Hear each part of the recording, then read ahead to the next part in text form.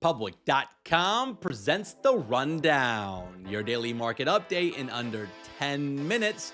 My name is Zaid Admani, and today is Tuesday, October 7th. In today's episode, we'll tell you why the government shutdown might be helping the market rally. We also break down the New York Stock Exchange's investment into Polymarket and what it means for the future of finance. Then we look at some of the big announcements from OpenAI's Developer Day and how ChatGPT might power the internet. Then stick around to the end of the show to find out why electricity prices keep going up. We got a great show for you today.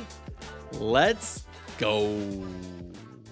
The markets were off to a great start this week, finishing at another record close. The S&P 500 jumped 0.4%. The NASDAQ was up 0.7%. The vibes across Wall Street seem to be pretty good right now, despite the ongoing government shutdown. The big winner yesterday was, of course, AMD, which jumped more than 20% after their massive chip deal with OpenAI. We broke down that interesting deal on yesterday's show, so go check that out if you missed it. And the good vibes from the stock market spilled over into crypto as well. Bitcoin hit a new all-time high, crossing $126,000 yesterday. And Ether was back above $4,700 and is getting pretty close to all-time highs as well. And even gold and silver joined the party, both notched record highs on Monday. So yeah, pretty much everything is ripping right now. I kind of wonder if the government shutdown might be playing a role in helping this rally, because while the government is shut down, we're not getting any economic data. No unemployment numbers, no jobs data, nothing for investors to stress over. So instead, investors are just buying everything. Now, we are going to get a ton of data starting next week. That's when earnings season kicks off. So investors will have a lot of data to look over and react to. So we're going to be staying on top of all of this over the next few weeks. So make sure you guys are subscribed to the podcast and tuning in every day to stay in the loop. Let's run through some headlines. The New York Stock Exchange is betting big on betting. The New York Stock Exchange's parent company, Intercontinental Exchange, commonly known as ICE, announced plans to invest up to $2 billion into Polymarket, which is the crypto-based prediction market platform that lets users bet on real-world events like elections, sports, or even when the government shutdown will end. This deal values Polymarket at about $8 billion, and ICE says it plans to become a global distributor of Polymarket's event-driven data. The data from these prediction markets could be useful for Wall Street traders. And for Polymarket, this investment by ICE legitimizes them in the financial world. I think more people are going to be willing to try Polymarket knowing that they're backed by the New York Stock Exchange. It's a huge turnaround for where the company was just a couple of years ago. The platform was banned in the US in 2022 by US regulators for operating without a license. But now with a friendlier regulatory administration, Polymarket plans to launch to US traders later this year. This seems like a smart investment by the New York Stock Exchange. Prediction market platforms are booming right now. Another prediction market platform, Kalshi, hit a $2 billion valuation after seeing record NFL betting volume. Clearly, people love betting on stuff, whether it's sports, politics, how many days the government will be shut down, and some of that betting volume might come at the expense of stock trading. So ICE is seeing that trend and getting ahead of it with this investment. You really can bet on pretty much anything. I was just looking at it this morning. You can literally bet on how many times Elon will tweet in a week. I don't know who wants to bet on that, but you can, and people clearly are. Let's shift gears and talk about OpenAI. Yesterday, they announced their blockbuster deal with AMD. Well, on that same day, they also held their Developer Day conference in San Francisco. And after seeing all the announcements, it seems pretty clear that OpenAI wants ChatGPT to become the next operating system. OpenAI launched something called Apps SDK, which lets developers build apps inside of ChatGPT. I'm not talking about plugins or widgets. I'm talking about actual apps that live and run inside the chat window. During the demo, OpenAI showed how you could ask ChatGPT to make a poster in Canva or pull real estate listings from Zillow and also queue up your playlists in Spotify. And you'll be able to do all that all without leaving the chat window. So OpenAI is now evolving from answering questions and rewriting emails to becoming the interface of the internet. At least that's what their goal is. CEO Sam Altman said the goal is to create a new generation of adaptive, personalized apps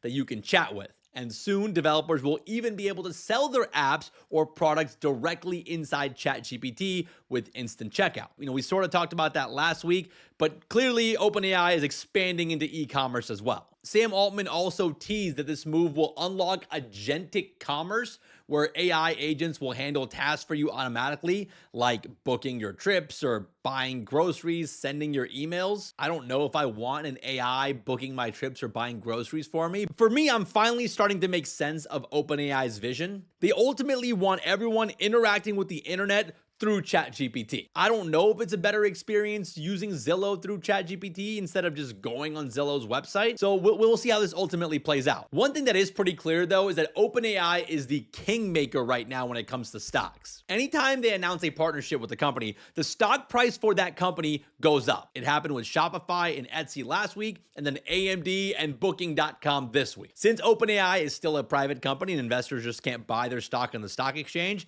they're trying to get exposure to the company any way they can. Maybe that $500 billion valuation for OpenAI is justified. Let's talk about some stocks making moves today. Trilogy Metals is having an absolutely massive day, with shares jumping more than 200% after the US government announced that it's taking a 10% stake in the mineral explorer company for $35.6 million. The investment is part of the Trump administration's push to make America less dependent on foreign sources for critical minerals like copper, zinc, cobalt, and lead. This new deal also reopens the door for Trilogy's Ambler Road mining project in Alaska, which had previously been blocked under the Biden administration over environmental concerns. President Trump has reversed that decision, calling the mine critical infrastructure. So yeah, the US government continues to make more investments, and I don't think this is the last one. Now, on the flip side, shares of AppLovin are falling after reports that the SEC is investigating the ad tech company's data collection practices. Regulators are reportedly looking into claims that AppLovin may have violated agreements with partners like Apple, Google, and Meta by using a band tracking method known as fingerprinting. Fingerprinting is when apps collect hidden device data to identify users across platforms for targeted ads. Now, AppLovin has denied these accusations, but there have been whistleblower complaints and multiple short seller reports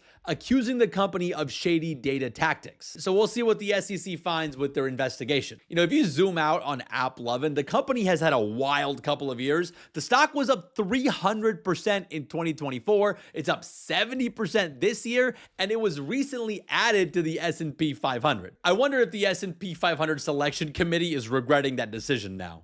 Let's wrap the show with a fun fact. Electricity prices have been climbing twice as fast as inflation over the past year, and it's way worse in areas near big AI data centers. It's not really a fun fact, but an important one, and it's part of the AI boom that we've had over the past couple of years. According to Bloomberg, wholesale electricity prices have jumped as much as 267% in the last 5 years in parts of the US close to data center hubs like Northern Virginia and parts of Maryland. These AI data centers are giant warehouses full of GPUs sucking up power 24/7 to run everyone's ChatGPT queries and Sora AI slop. And as more data centers come online, they will take up more power. According to Bloomberg, data centers will take up 9% of all power demand by 2035 in the US. That's nearly double today's levels. So yeah, one of the side effects of the AI boom seems to be higher electricity bills for the rest of us. And I think there's going to be some backlash in many parts of the country about this. Now, the optimist in me hopes that this sparks like a new energy boom in the US,